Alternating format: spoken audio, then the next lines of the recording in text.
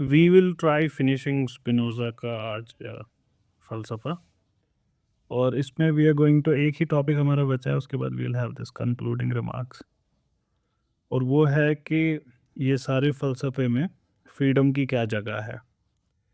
हमने अभी तक देखा फ्रीडम की कोई जगह है नहीं इस फ़लसफ़े में। So let's try to understand that in further detail. इसके लिए I am choosing a reading, एक है राइटर हना लॉरेंस, इनका एक रिसर्च पेपर है, Spinoza's conception of human freedom. So that's the paper we are going to explore. Spinoza की जो किताब है एथिक्स, जिसको हम वी हैव बीन एक्सप्लोरिंग, इनका यही मास्टरपीस है। इसका मेन थीम है एक human freedom. It's one of the core themes of his text. इनके टेक्स्ट के 5 पार्ट्स हैं, और उसमें से fifth part, fourth part and fifth part, fourth in to some extent, fifth particularly is about human freedom. So that means at least 1/5 of the book deals with it. Well, we can say 1/4 because even the second one uska bhi काफी हिस्सा deals with the same thing. सवाल हमारे पास क्या है कि what does human freedom consist of, और हम इसको अटेन कैसे कर सकते हैं। स्पिनोजा की ethical theory where how to live well is equal with how to live freely, ये उनकी मेटाफिजिक्स से ही डिराइव होगा फिर से। इनका जो मेटाफिजिकल वर्ल्ड व्यू है जो हम अभी तक समझ चुके हैं, वो फाउंडेशन देगा उनके एथिकल व्यू के लिए भी। और ये जो कनेक्शन है मेटाफिजिक्स और एथिक्स का, ये बहुत क्रूशल है, because it provides the solution to to problematic aspects of Spinoza's view on human freedom. क्या है वो? पहला, स्पिनोजा जैसे हमने देखा नेसेसरी आइडियाज़ में बिलीव करते हैं that things follow from substance necessarily, इसमें कोई चॉइस इन्वॉल्व नहीं है, जैसे mathematical truths follow from their axioms necessarily. तो स्पिनोजा के इस आइडिया में फ्री विल की जगह कहाँ है? स्पिनोजा तो रिजेक्ट करते हैं फ्री विल को बिकॉज ऑफ दिस। पहला ये मसला है स्पिनोजा के फलसफे के लिए। दूसरा, ह्यूमन बींग्स का जो कंसेप्ट हमने देखा कल कि ये फाइनाइट बींग्स हैं, मोड्स फाइनाइट होते हैं, तो हम जेन्युइन फ्रीडम कैसे अटेन कर सकते हैं, जेन्युइनली हम कैसे फ्री हो सकते हैं, ये मसले हैं हमारे सामने। It is necessary to have the idea of adequate knowledge through reason and how that leads to some degree of human freedom. ये हमने कल देखा कि एडिक्वेट नॉलेज क्या होता है, that which is the knowledge through reason, it is not imagination, it is rational knowledge. यहाँ पे एक कंसेप्ट इंट्रोड्यूस करते हैं कोनेटस का। कोनेटस को हम कुछ देर में समझेंगे फिर से। यहाँ पे हमारे लिए एनफ होगा ये समझना कि कोनेटस ये इनके लिए टेक्निकल टर्म है, otherwise it's a general term, but for Spinoza he uses it in a technical sense. For him it is each, ये उनके खुद के वर्ड्स हैं, each individual's inner drive to preserve in his or her being, हमारी अंदर की एक desire जो हमको मतलब एक इनर्शिया जो हमारे अंदर है, दे वो चाहत होने की, जैसे हम हैं वैसे, टू अपोज चेंजेस, ये है ये। आगे और क्लियर हो जाएगा as we go on. I think आज वाला आई अंडरस्टैंड मोर देन कल वाला, वो वही टफ है इसमें समझना, बाकी इज़ नॉट वेरी टफ। सो ये जो है एथिकल थ्योरी का ये वाला हिस्सा, इट्स वेरी नेचुरलिस्टिक। ये Spinoza gives a detailed account कि ह्यूमन नेचर कैसे वर्क करता है, इमोशंस हमारे कैसे वर्क करते हैं। पार्ट 3 उनकी किताब का पूरा इसी के साथ डील करता है, इमोशंस कैसे वर्क करते हैं। So he exposes the laws of human nature and how a proper understanding of these clears the path to freedom. जो उन्होंने चौथा लेवल इल्म का बताया था, तीसरा इंट्यूटिव नॉलेज, और उससे we can attain something called blessedness. Blessedness फिर से इनके लिए टेक्निकल टर्म है. By becoming blessed one reaches the pinnacle of human existence. वही है अल्टीमेट फ्रीडम. हमें समझेंगे ये फ्री कैसे है कैसे नहीं है, क्रिटिसाइज भी करेंगे, will try to understand it. It will be known that how an accurate understanding of Spinoza's thesis of intuitive knowledge and blessedness ये ह्यूमन फ्रीडम पे हमको क्लैरिफाई करेगा व्हाट डज इट मीन. फिर उसके बाद हमको ये भी पता चलेगा कि Spinoza believed in two fold human mind. We will spend considerable time on this two fold human mind पे. ये जो टू फोल्ड ह्यूमन माइंड है, ये स्पिनोजा की राइटिंग्स में ऐसे नहीं है कि हेडलाइन है कहीं पे कि two fold human mind and then he describes it. Not at all. ये जब एक रीडर पढ़ता है स्पिनोजा की बुक को तो वहाँ पे ऐसा लगता है कि he believes in two fold human mind, though it's not clearly mentioned anywhere. He does not describe it. We will try to see why this writer has said that he believes in twofold human mind. It is argued that human freedom, both through reason and blessedness, is best explained how? By appealing to this twofold explanation of human mind. ये explanation simultaneously human freedom भी allow करती है और Spinoza का जो deterministic view है उसको भी अलाउ करता है. तो लेट्स सी, सबसे पहले वाले सवाल को एड्रेस करने की कोशिश करते हैं कि Spinoza necessary outlook of universe और ह्यूमन फ्रीडम को कैसे बैलेंस करते हैं. वो जो कॉमनली हेल्ड फ्री विल का नोशन है उसको रिजेक्ट करते हैं, और yet how does he like allow human freedom. Spinoza के खुद के वर्ड्स को पहले एक बार पढ़ते हैं. He says, and I coat, There must follow from the necessity of the divine nature infinite things in infinite ways. I have shown with sufficient clarity that from the supreme power of God, or from his infinite nature, infinite things in infinite ways have necessarily flowed, or always flow with the same necessity. End quote. Spinoza ने यहाँ क्या किया कि necessarily एक ही unique substance exist करती है जिसको वो खुदा या नेचर कहते हैं. God is necessarily infinite. इसका मतलब कि he is unlimited in every possible way. और इस सबस्टेंस जिसको वो खुदा भी कहते हैं, इसके अलावा स्पिनोजा रिकॉग्नाइज करते हैं उनके मेटाफिजिक्स में हमने देखा एट्रीब्यूट्स को, मोड्स को, ये भी वो कहते हैं. एट्रीब्यूट्स क्या है? एट्रीब्यूट्स जिससे हमारा इंटेलेक्ट सबस्टेंस को परसीव करता है. हम सबस्टेंस को क्या देखते हैं? एट्रीब्यूट ही देखते हैं. वी में for example perceive substance through the attribute of extension. जैसे 3 डायमेंशनल बॉडी आपने कोई देखी तो ये सबस्टेंस को हमने कैसे देखा? Through it's extension. या फिर हम, क्योंकि हम दो ही मोड्स देख सकते हैं, बोला था स्पिनोजा ने, एक तो एक्सटेंशन और थॉट, तो हम इस सबस्टेंस गॉड का दूसरा रूप कैसे देख सकते हैं? Through the mode of thinking. By thinking we are seeing the extension of God as a thought. तो ये जो इसके बाद तीसरा मोड्स हैं. मोड्स क्या था स्पिनोजा के लिए? Determinate expressions of the attributes. Particular thought. Particular thought is the expression of attribute of thought. Similarly, particular extended being is the attribute of extension particularized.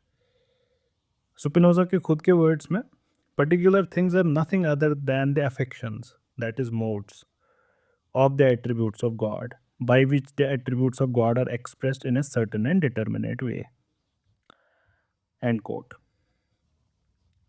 तो हर एक चीज़ जो हम देखते हैं अपनी ऑर्डिनरी ज़िंदगी में, objects of daily life, they are modes of one unique substance. They are the modes in one form और the other of the very same thing God.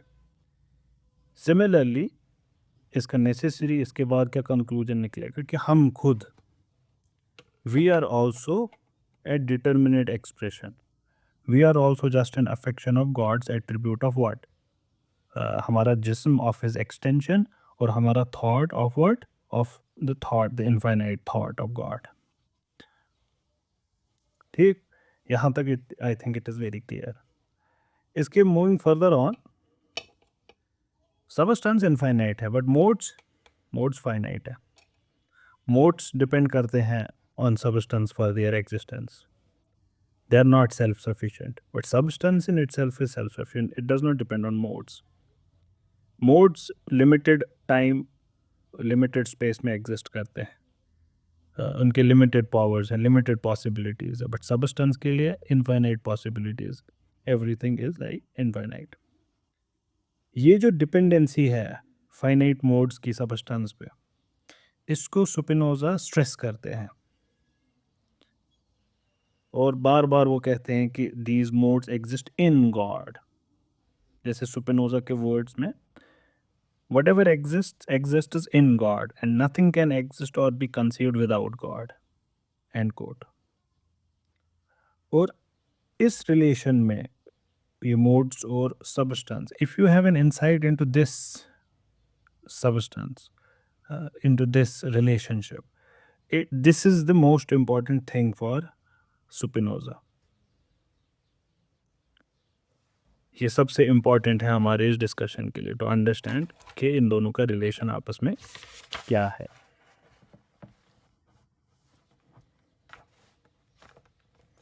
ये जो हमने अभी स्टेटमेंट स्पिनोजा की नेसेसरिटेरियनिज्म का देखा, हमने इसमें देखा कि खुदा का जो इनफाइनाइट नेचर है, all that follows necessarily from it.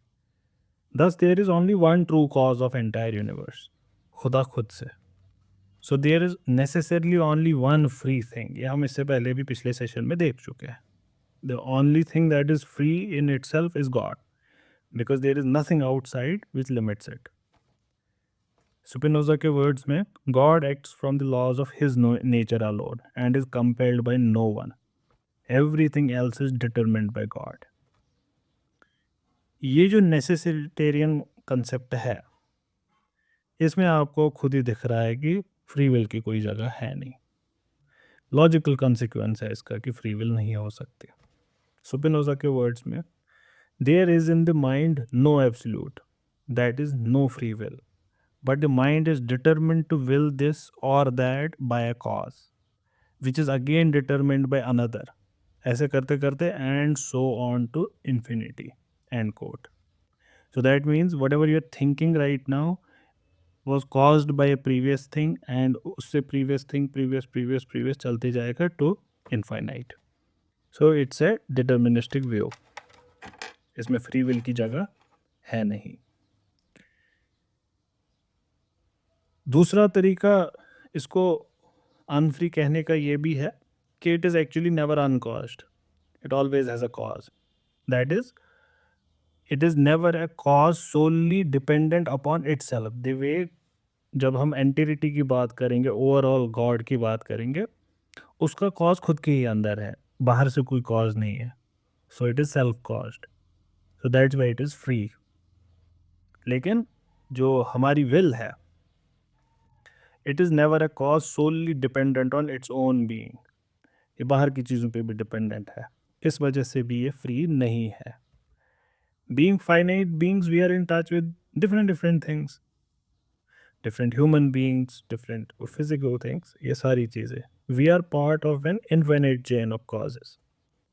तो इस वजह से हमारी जो विल है, ये हमेशा इन्फ्लुएंस होती रहती है एक्सटर्नल कॉजेस से। देयरफॉर ये दूसरी वजह है कि हम फ्री क्यों नहीं हो सकते। स्पिनोजा फ्री को एक्सप्लेन करते हैं in terms of necessity by one's own nature, and दूसरा ये जो कॉजल पावर है, only that thing which exists and acts from a necessity of own nature alone is free. जो बाहर की नेचर, बाहर का कुछ उसको इम्पैक्ट नहीं कर रहा है, दैट इज फ्रीडम। जो कॉमन नोशन है फ्री विल का, फ्री डिक्री का, that is not what Spinoza means by free. वो वाली फ्री विल स्पिनोजा के लिए is an illusion that's caused by ignorance. Spinoza के वर्ड्स में, Men are deceived in that they think themselves to be free. An opinion which consists simply in the fact that they are conscious of their actions and ignorant of the causes. उनको ऐसा क्यों लगता है? क्योंकि उनको सिर्फ अपनी actions दिखती है. They are ignorant about the causes by which these actions are determined. इस वजह से उनको लगता है कि हम फ्री हैं. The decrees of mind are simply the appetites themselves. So the decrees of the mind arise in the mind with the same necessity as the ideas of things that actually exist. Therefore, those people who believe that they do anything by a free decree of the mind, they are dreaming with their eyes open. End quote. आगे बढ़ते हैं. I think अभी भी it would be clear अभी तक तो. सुपिनोजा आगे क्या कहते हैं? सुपिनोजा ने जो कोनेटस की बात की थी कुछ देर पहले, where he talked about it as that inner drive जो हमारे अंदर होती है to perceive in our state of being, इसके बारे में ये फर्दर क्या कहते हैं? As finite beings, we humans are necessarily limited by other finite beings. हम हमेशा एक्सटर्नल कॉजेज के अंडर वर्क कर रहे होते हैं. बाकी लोग, बाकी चीज़ें पे हम भी ये इम्पैक्ट डाल रहे होते हैं. We are also doing all this. इसमें दो तरीके के इफेक्ट्स हो सकते हैं, पॉजिटिव एंड नेगेटिव. जहाँ तक कि हम पॉजिटिवली अफेक्ट हो रहे हैं, our conatus is supported, whatever helps our being, तो वो हो गए पॉजिटिव अफेक्शंस. नेगेटिव अफेक्शंस में आवर कोनेटस इज हिंडर्ड. ये जो बात सुपिनोजा ने की, ये इसको पुश फॉरवर्ड कैसे करेंगे? By the notion of passions, both positive and negative affections जो सपोर्ट या हिंडर करते हैं हमारे कोनेटस को. और actions, actions positive processes whereby we act from our own nature which are based on inadequate and adequate ideas. Inadequate और adequate ideas हम इससे पहले देख चुके हैं. In daily life क्या होता है? We are affected by many external influences जो हमारे अंदर different emotions को पैदा करते हैं. ये जो emotions हैं, these lead to confused ideas, inadequate ideas, imaginations जो हमने कल देखा था 3 levels, these lead to imaginations. और इन inadequate ideas से जब हम आगे बढ़े, वी आर नेसेसरली पैसिव. इसमें हमारा फ्री विल नहीं है. अब we act on these passions. जब हम इनएडिकेट आइडिया से एक्ट करेंगे, we are doing a passive activity. It is the external causes जो हमारी बीइंग को पकड़ के रखे हैं. इसको हम अगर लेमैन टर्म्स में समझने की कोशिश करें, इसको ऐसे कहें कि are you being forced to love और are you loving by free will? अगर आप इसको समझ पाएँ तो आपको एक समझ आ जाएगा कि is it someone outside you because of whom you love that person? Is it her personality or his, in whatever the case? तो वो आपके बाहर है क्या? तो ये बाहर से नहीं इन्फ्लुएंस हो रहा है, या अपनी मर्जी से आप उससे मोहब्बत कर रहे हैं. तो ये कहना चाह रहे हैं ये कि once you proceed from inadequate idea these passions, जैसे दर्द की फीलिंग, ये दर्द की फीलिंग जब एक पिन आपको चुभती है, ये दर्द की फीलिंग बाहर से आई है. So it was not a free act feeling the pain. तो ये कह रहे हैं जब आप इनएडिक्वेट आइडिया से प्रोसीड करेंगे, we are held by external causes. और यही हकीकत है हमारी. We are a finite being और finite beings are always affected by things outside. Spinoza का मानना है कि यही हमारी लेवल है एक्चुअली. डेली लाइफ यही है, आम जिंदगी यही है. इसको आप क्या व्यावहारिक लेवल बोल सकते हैं शंकराचार्य का, कि this is the kind of situation we all are working in. हम जिंदगी में ऐसे ही चलते हैं from our birth to death. It is the currents of pleasures and pens.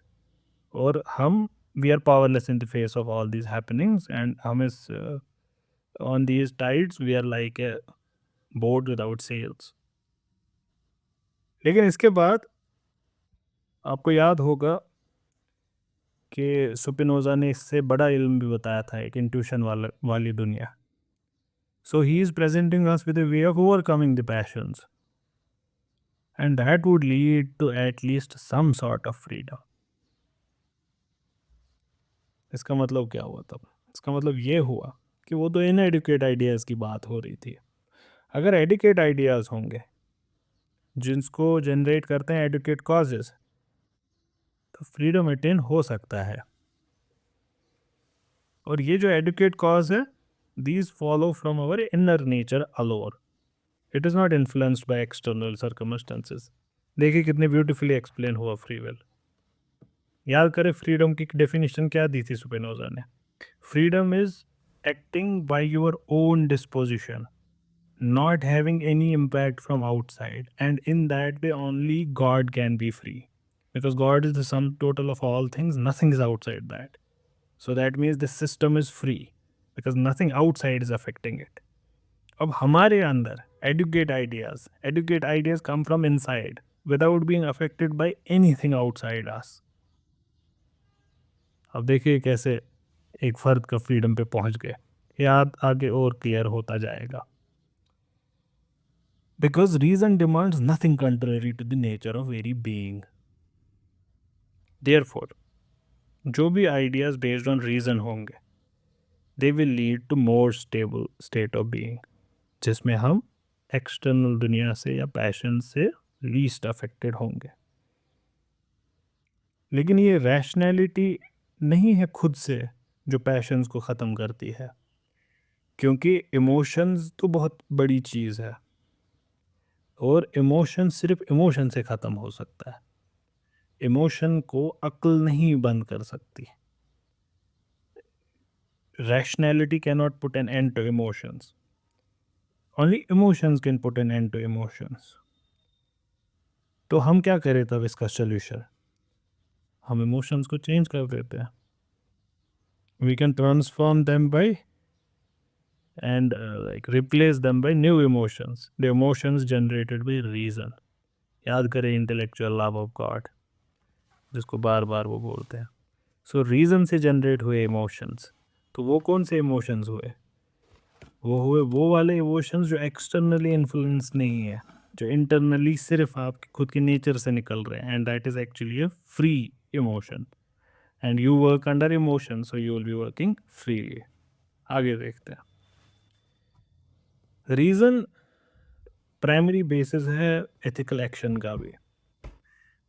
Virtue का प्राइमरी बेसिस रीज़न है स्पिनोजा के लिए. लेकिन ये कहाँ से लाया स्पिनोजा ने? रीज़न और वर्चू का रिलेशन कहाँ से लाया? स्पिनोजा के लिए वर्चू क्या है? स्पिनोजा के लिए वर्चू सिंपली वो है जो हमारे नेचर और हमारी एसेंस जो उसमें है. सो वर्चू इज सिंपली जिसमें हमारा नेचर और एसेंस रहता है. तो इस वजह से, और रीज़न भी उसी चीज़ का नाम है, इस वजह से वर्चू ने almost it equals acting in accordance with reason. तो इस वजह से हमको ये पता चल गया कि we gain accurate understanding of nature of God and of the necessity of the universe. Reason से ही हमको ये सारी चीज़ें पता चलती है. ये जब क्लैरिटी ऑफ माइंड होगी, we are able to understand particular situations better, और फिर हम उनके साथ वर्चुअसली डील कर सकते हैं. तो ये फिर से वर्चुअसली क्या होगा? रैशनली डील करना. एडुकेट आइडियाज़ से हम अपने पैशंस को ट्रांसफॉर्म करते हैं इनटू रैशनल एक्शंस, और हमारा जो कोनेटस होता है, दैट इनर अर्ज of being, it succeeds on the bedrock of solid thought, solid insight, solid rationality. Reason एक स्टडी बीकन है जो ज़िंदगी के अनअवॉइडेबल वर्लविंड्स को हमें हेल्प करता है कि उसमें से हम अपनी ज़िंदगी को कैसे फ्रीली जिए. तो धीरे धीरे ये स्पिनोजा ने क्या किया? हालात बदल दिए, जज्बात बदल दिए, subtly, but Spinoza has all of a sudden changed his views on freedom. पहले हमने क्या देखा? Freedom was defined both in terms of causal power and acting from the necessity of one's own nature. तो Spinoza ने उस वक्त claim क्या किया था, only God can have free causal power. और अभी क्या किया स्पिनोजा ने कि through reason human beings are also granted genuine causal power. Never mind, it can be lesser degree, but that is it. Is not Spinoza then contradicting himself? To be frank enough, yes, he is. But let's see what the author says. ये कहते हैं इस stage पे we are able to deal with passions. They are guided by reason, truthful to our nature. We may act in all circumstances with wisdom and courage. ये सारी चीज़ें okay fine. But is that really all that freedom amounts to? यही है freedom, being guided by rationality. Being able to remain relatively composed in all this flux of life, यही है freedom कि आपने determinism को जस्ट एक्सेप्ट कर लिया और फिर बोला कि अब आपने इसको अपनी मर्जी से एक्सेप्ट किया तो अब आप फ्री हैं। बुरे वक्त में यकीन रखना, यही है फ्रीडम बस।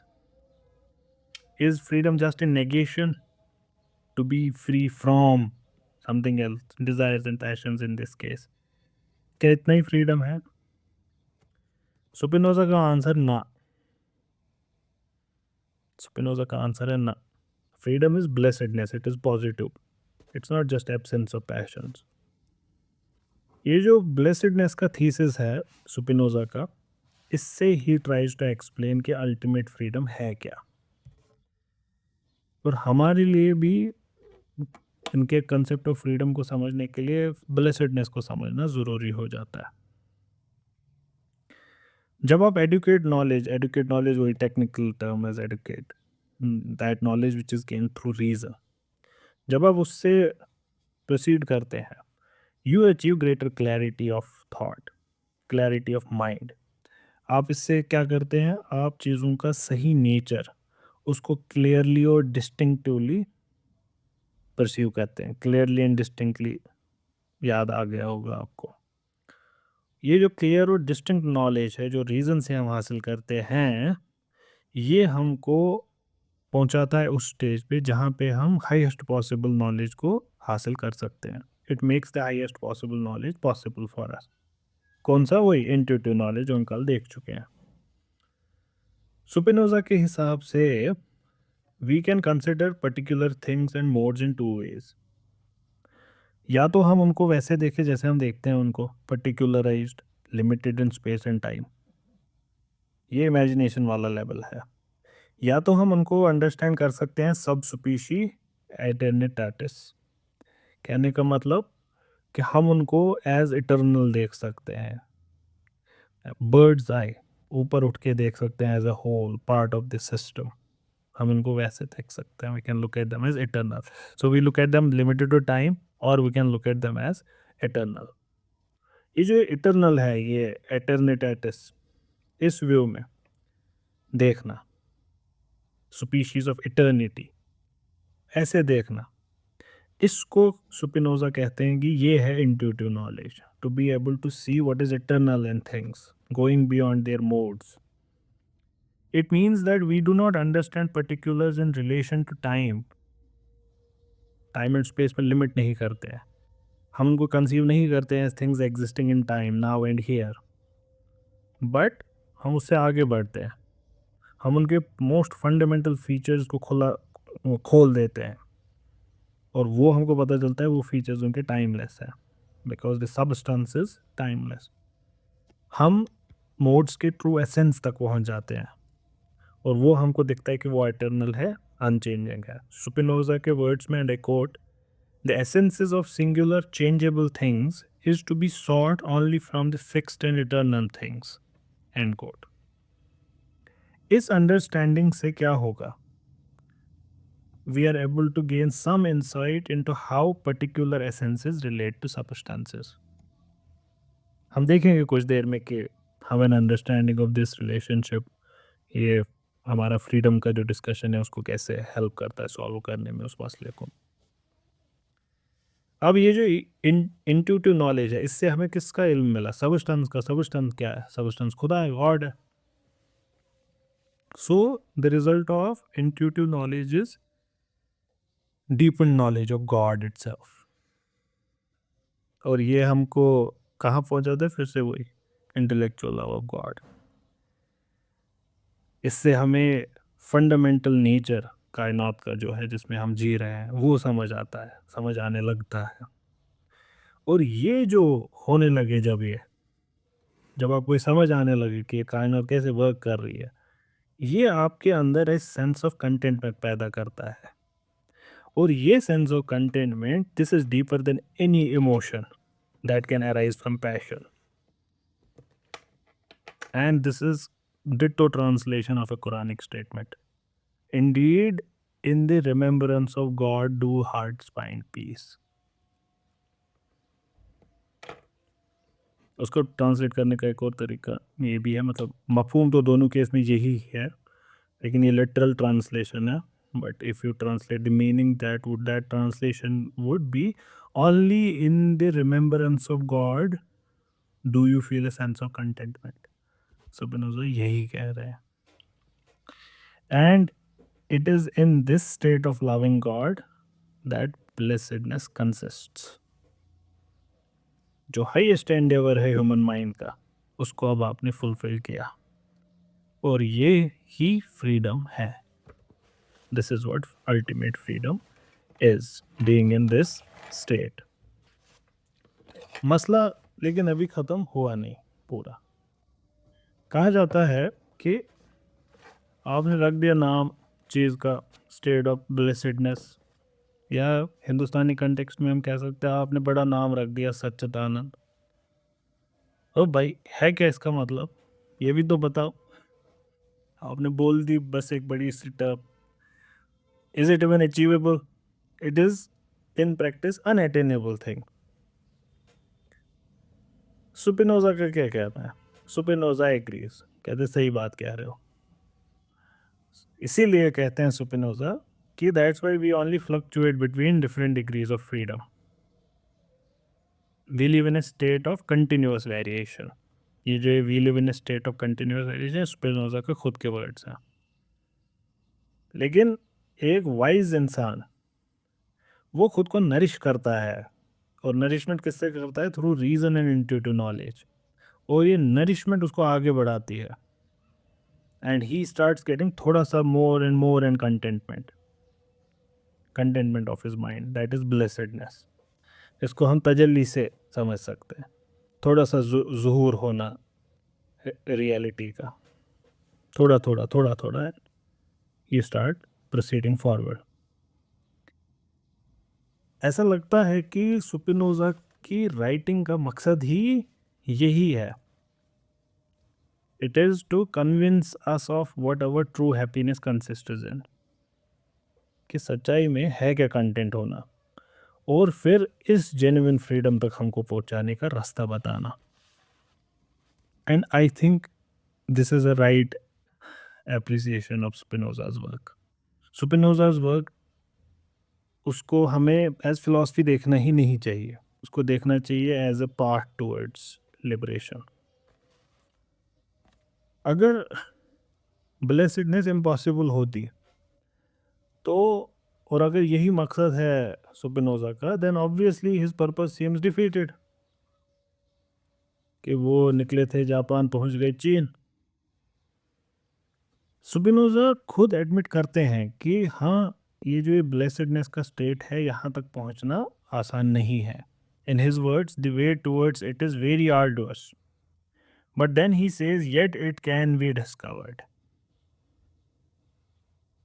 No matter how promising blessedness sounds, तब भी हम इस पॉइंट पे यही कह सकते हैं कि स्पिनोजा थोड़ा बहुत खुद को कंट्रडिक्ट कर रहे हैं। On the one hand only God can be a free cause, on the other hand freedom, blessedness through reason और whatever, it is possible for finite human beings as well. और इसके अलावा स्पिनोजा ये कहते हैं कि genuine human freedom is possible in his deterministic universe. ये contradictory claims एक ही शख्स एक ही किताब में कैसे कह सकता है? इसको रिजॉल्व करने के लिए लेट अस एज्यूम कि he is actually talking of a two fold nature of human beings. We will see by the end of this discussion, does he actually? There are good hints that he does. He does not actually say this, but let's see. अभी to fold nature है भी क्या, ये भी हम समझेंगे, और दूसरा कि क्या ये उनके वर्क से साबित होता है, ये दोनों चीज़ें हम देखने की कोशिश करेंगे। देखिए, God is the only substance that exists. हम क्या हैं? हम फाइनाइट मोड्स हैं गॉड के। हाउएवर, जब हम इंट्यूटिव नॉलेज से किसी चीज़ को परखते हैं, जब हम कायनात को इंट्यूटिव नॉलेज से देखना शुरू करते हैं, तब हमारा वर्ल्ड व्यू क्या होता है? We view the world from under a species of eternity. ठीक? और हमारा इल्म एसेंसेस का होता है। इसके बाद हम फंडामेंटल नेचर जानना शुरू करते हैं मोड्स का, और वो नेचर क्या है? वो नेचर इटर्नल है। Their essence is eternal. तो ये जो सुपिनोजा का इंट्यूटिव नॉलेज का कंसेप्ट है, इससे हमको क्या पता चलता है कि ultimate reality of anything that exists is nothing less than eternal substance itself. जो भी है वो है ही खुदा ही, तब उसकी एसेंस वही है इटर्नल सबस्टेंस की। तो the eternity of the essence of particulars can only be a case of instantiation of substance, as eternity belongs to the nature of substance only. तो एसेंस जो पर्टिकुलर्स की है, ये क्या है?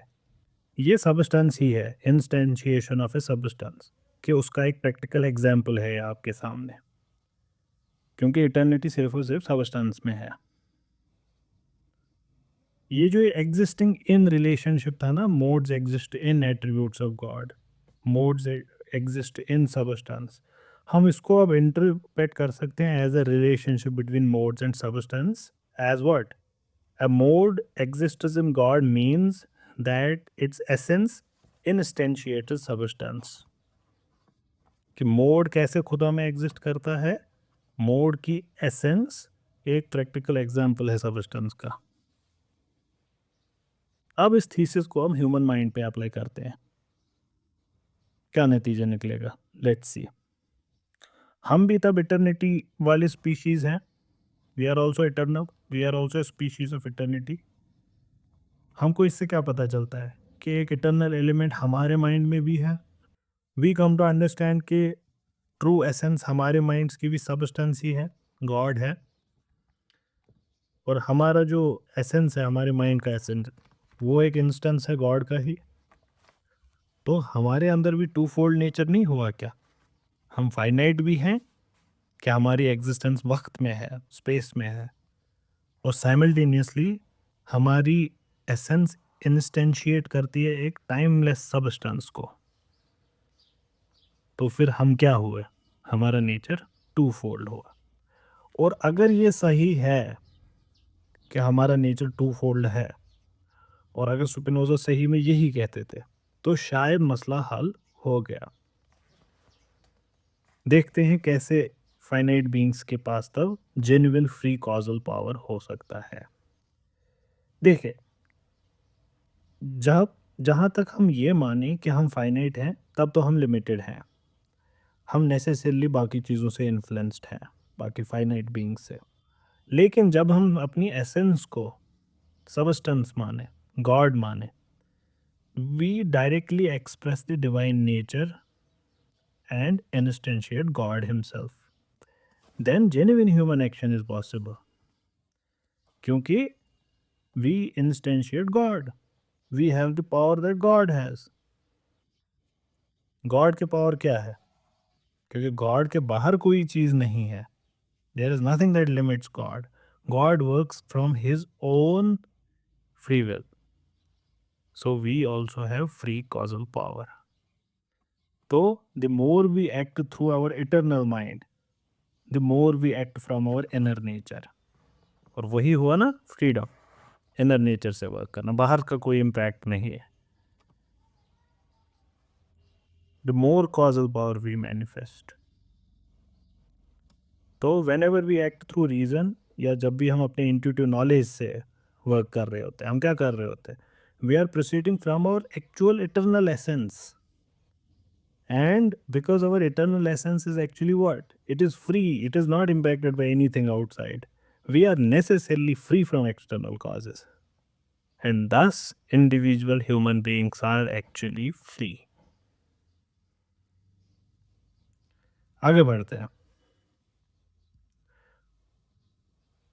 फ्री एक्शन, हम मान लिया कि हम फ्री हैं, लेकिन एक डिटर्मिनिस्टिक यूनिवर्स में ये फ्री एक्शन कैसे फिट होगा अब? ये दूसरा मसला है अब, क्योंकि यूनिवर्स को डिटर्मिनिस्टिक बार बार मतलब यही साबित करने की कोशिश कर रहे हैं पहले दिन से, और अब उसमें हमको फ्री रख दिया कि आप फ्रीली एक्ट कर सकते हो. लेकिन डिटर्मिनिस्टिक वर्ल्ड में कैसे free? If this bottle is determined to not fall, then how can I have free will? Because I can not make it fall. तो देखते हैं इसका क्या सोल्यूशन है. ह्यूमन फ्रीडम स्पिनोजा के नेसेसरी फ्रेमवर्क में दो तरीके से फिट होता है.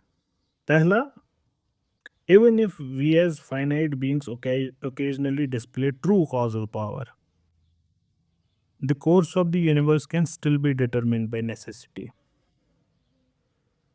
हमारा जो एक्शन है ये जेन्युइनली हमने खुद डिटरमिन किया through our eternal essence, but that it is determined by us can be so of necessity, कि डिटरमिन हमने किया बट आउट ऑफ नेसेसिटी.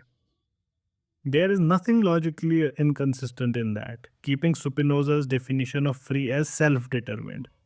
क्योंकि फ्रीडम की डेफिनेशन क्या है? Self determined. बाहर से किसी ने इम्पैक्ट नहीं किया, आपके खुद के नेचर ने उसको ये किया. और हमारा खुद का नेचर सेल्फ डिटरमिन्ड है, बट डिटरमिन्ड है. और सेल्फ डिटरमिन्ड का मतलब अनडिटरमिन्ड नहीं होता. दूसरा पर्सपेक्टिव, दूसरे तरीके से भी इसको समझा जा सकता है. ह्यूमन माइंड की essence, it is an instantiation of God's nature.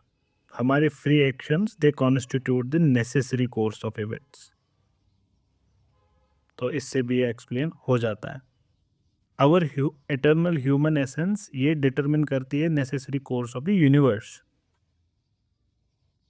क्योंकि खुदा और सबस्टेंस हमने कैसे अंडरस्टैंड किया है? As a timeless thing, and therefore the cause by which all things flow should likewise not be understood within the time framework. तो ये सब करके what do we realize? We realize कि ये जो टू फोल्ड नेचर है human mind का, ये एक बहुत इंपॉर्टेंट रोल अदा करता है इन एक्सप्लेनिंग और resolving the issues concerning human freedom. मैंने आपको ये पहले भी बोला कि स्पिनोजा की किताब में आपको explicitly two fold description of human freedom नहीं मिलेगा कहीं पे, कि if you open the PDF of the book Control F twofold, you would not find this thing. लेकिन we have good reasons to believe कि ये है. एक तो हमने ऑलरेडी देखा कि it necessarily follows from his explanations. लेकिन स्पिनोजा के स्टेटमेंट्स में कहने का मतलब टेक्सचुअल सपोर्ट है इस क्लेम का. जैसे स्पिनोजा ह्यूमन माइंड को माइंड ऑफ गॉड का पार्ट बताते हैं. I am quoting from Spinoza. He says the human mind is a part of infinite intellect of God. Therefore, when we say that human mind perceives this or that, we are simply saying God, not insofar as he is infinite, but insofar as he is explained through the nature of human mind, or insofar as he constitutes the essence of human mind, has this or that idea. ये explicit statement है कि God constitutes the essence of human mind. बाकी जगह पे Spinoza is adamant कि we are finite beings, we are not infinite beings, we are not infinite substance. इन दोनों को reconcile करने का एक ही तरीका है, that we are twofold. He Spinoza और एक बात कहते हैं कि adequate और inadequate ideas, they are both part of our human mind and that they depend on different causes. ये आइडिया भी बहुत जगह रिपीट करते हैं स्पिनोजा. और ये भी कि स्पिनोजा सेज कि we act through one part of our mind while through another we are acted upon. ये भी क्या दिखा रहा है? ये भी दिखा रहा है कि एक टू फोल्ड डिवीजन है। स्पिनोजा के वर्ड सुने। स्पिनोजा कहते हैं for the eternal part of mind is the intellect through which alone we are said to act, मतलब यहाँ पे to act freely. But the part which we have shown to perish is the imagination through which alone we are said to be acted upon, बाहर को वाली दुनिया हम पे जो एक्ट करती है। तो इस स्टेटमेंट से भी साबित होता है कि टू फोल्ड है हमारा माइंड स्पिनोजा के हिसाब से। स्पिनोजा का जो इंटेलेक्चुअल लव ऑफ गॉड है, ब्लेसिडनेस का कंसेप्ट है,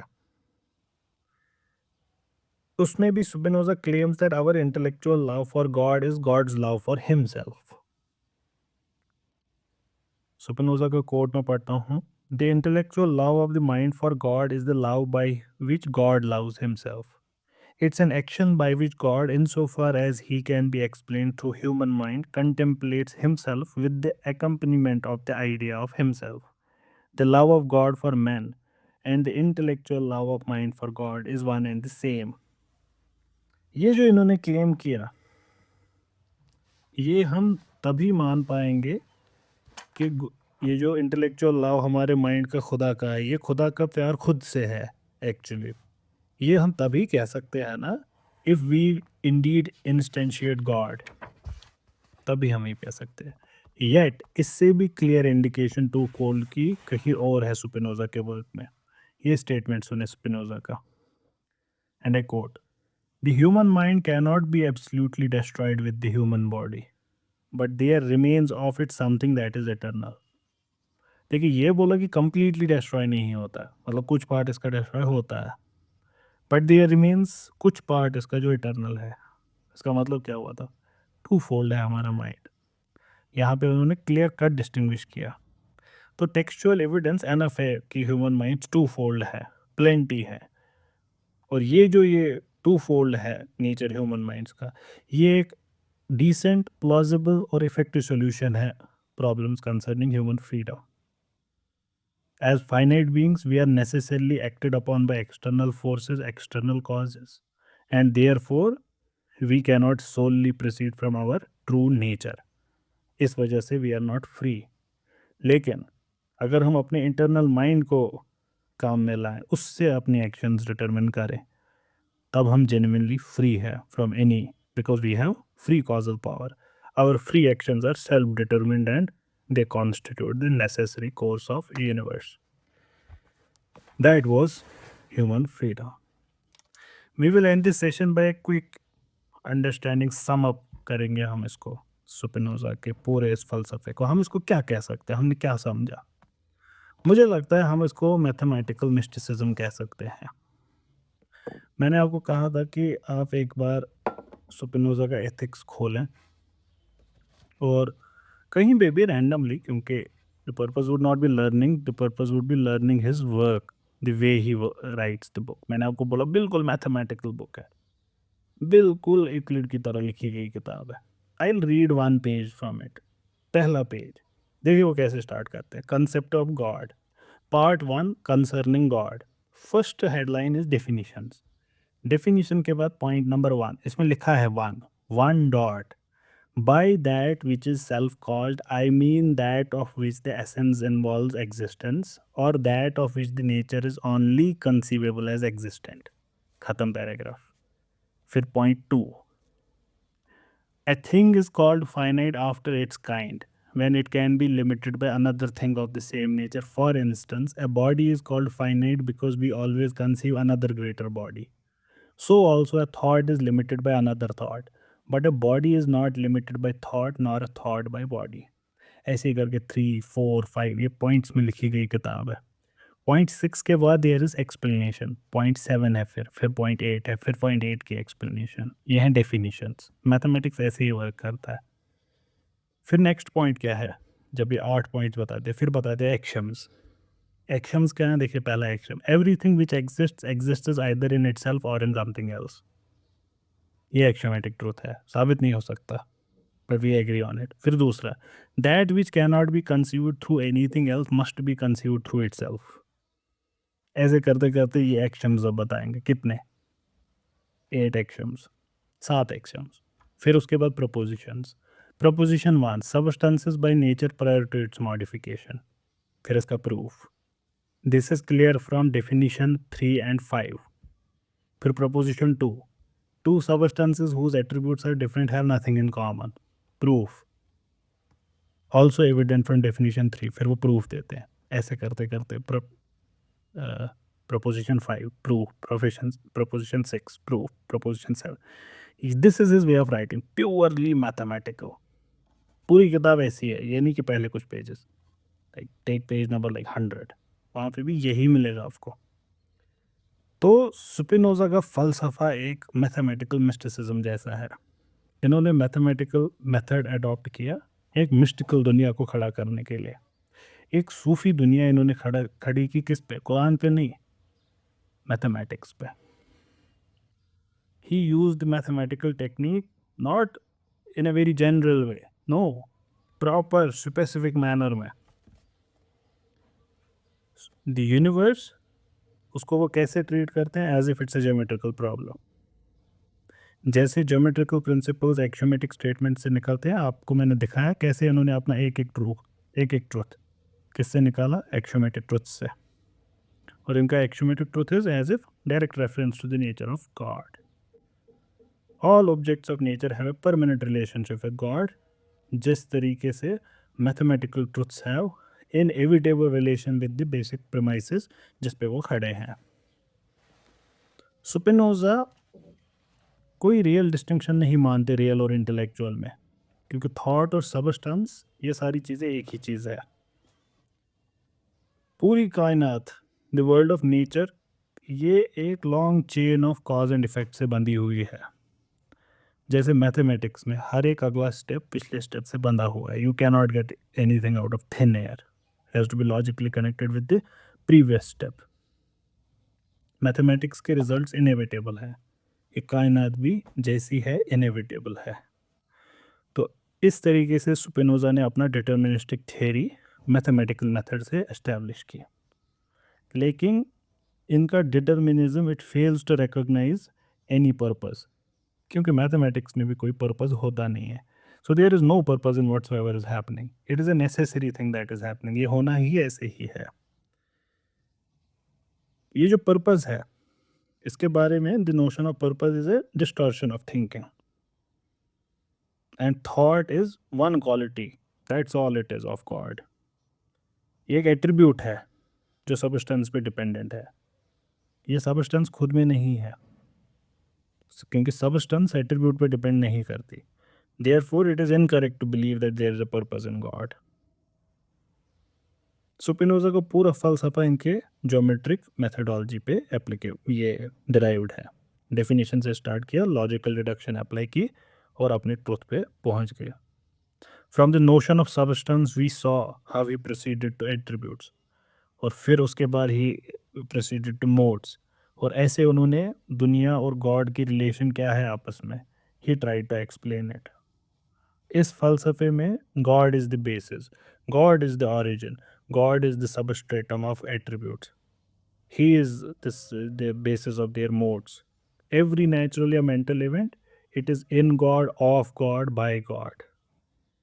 It is for this reason we called his philosophy what? Pantheism.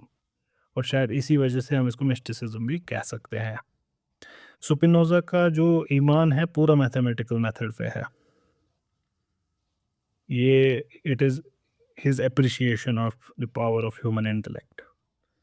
Spinoza खुदा को भी एक मैथमेटिशियन की तरह ही देखते हैं, जिसने यूनिवर्स को एक मैथमेटिशियन की तरह बनाया. As if he is writing a treatise on mathematics based on certain axiomatic truths which are relevant to his science. Spinoza के हिसाब से कायनात में ऐसी कोई चीज़ नहीं है जो हम कॉम्प्रहेंड नहीं कर सकते. It is just we need to apply our brains. इस सब में मैंने एक बार ही बोला आपको कि स्पिनोजा के फ़लसफ़े में अंडरस्टैंड कि स्पिनोजा को अगर आप फ़लसफ़े की तरह पढ़े तो lot of inconsistencies you may से.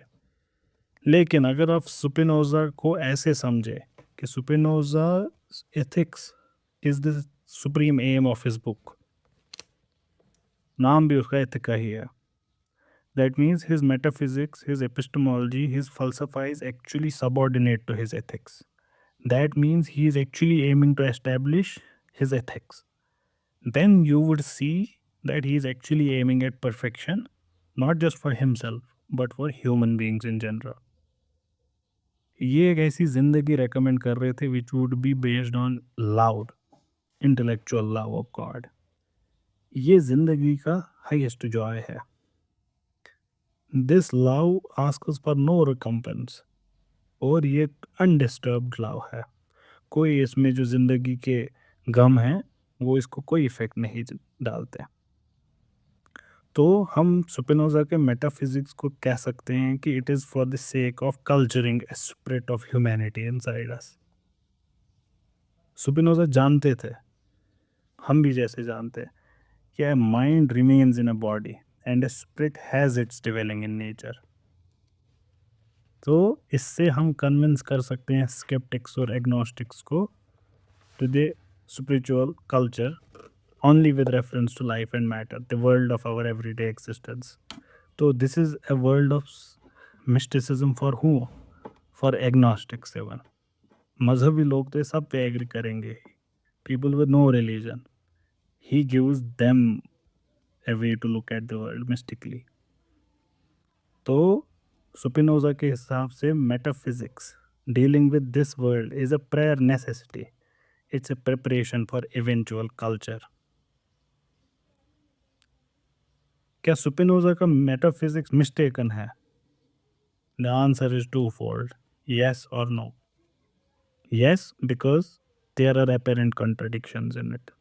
अपेरेंट मैं इसलिए कह रहा हूँ because people would disagree, many would disagree. But no as well, because in metaphysics the vision counts,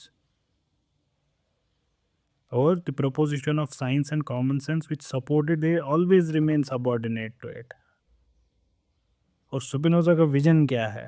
to see all things सब सुपीशी एटर्निटेटिस.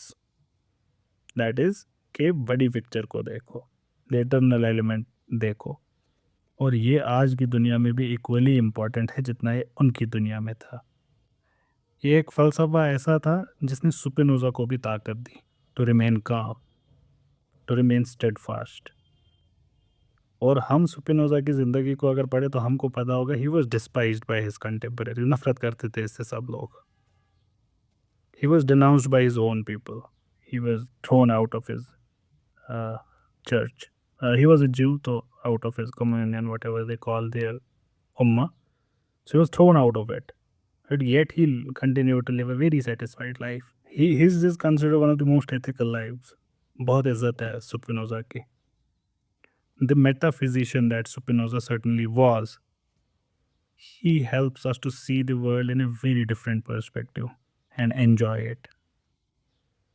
जैसे हम क्या एक बहुत खूबसूरत पोइम को एंजॉय करते हैं.